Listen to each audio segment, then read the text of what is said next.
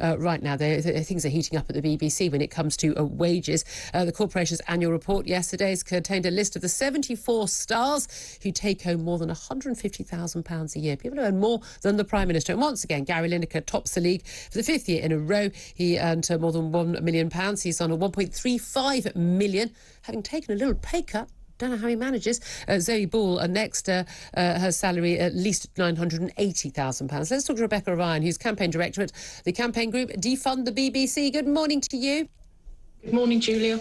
These sums are astronomical. While people are worrying about whether or not they can spend more than 30 quid in the supermarket or afford to fill up their car, some people are earning huge amounts of money, and I think most of us, I couldn't care less what a private company is paying someone. If you can, well done. But the thing is, we're paying these wages with our taxes, which is basically what the BBC licence fee is. So can these sort of sums be justified?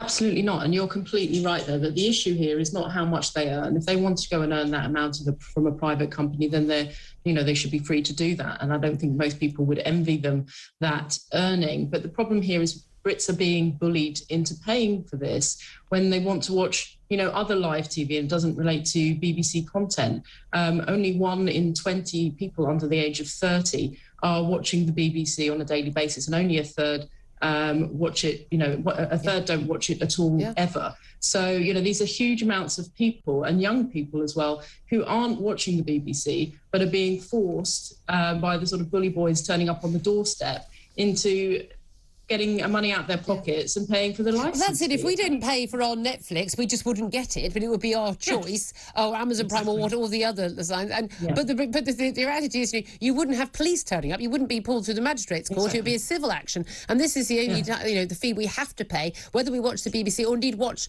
any television at all. You have to do this. And also, there's a big issue of a lot of these earners. They earn a load of money, but I mean, he only does a show a week. I know he works a bit harder during tournaments, but he only does a show a week.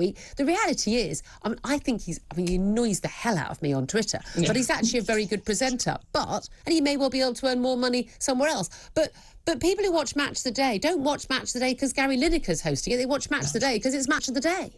Exactly. They'd be watching Match of the Day regardless of who was presenting it, wouldn't they, if that's what they would want to do? So there's absolutely no justification for paying him that amount of money, because you could have somebody else who was perfectly prepared to do it for less. So it makes absolutely no sense, particularly during this cost of living crisis, when people are really, really struggling to pay their bills. They're struggling to, fill their cars with petrol, to afford, food to feed their children. So it's an outrageous amount of money. But you love these stories because it really helps your campaign defund the BBC. I mean, my thing is, I still want the BBC funded. I just want it not to be done from a licence fee, and I want them to just to stop all the extra little services they do and paying those sort of rates. Rebecca Ryan, lovely to talk to you from Defund the BBC. Mike Graham is here.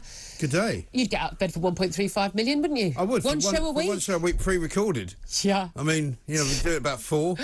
Home by 5. What went wrong in our lives, other than the fact that we are not international footballers? Well, do you know, the thing about Gary Lineker is he's such a good victim, isn't he? Because he keeps complaining about all the things that have happened to him in his he's been life. a victim of racism all his life. Racism, had a bit of dark skin, I mean, just unbelievable, really, isn't it? But all of the list of people who make money from the BBC, the top 10, is quite an extraordinary list, really, when you consider what they do.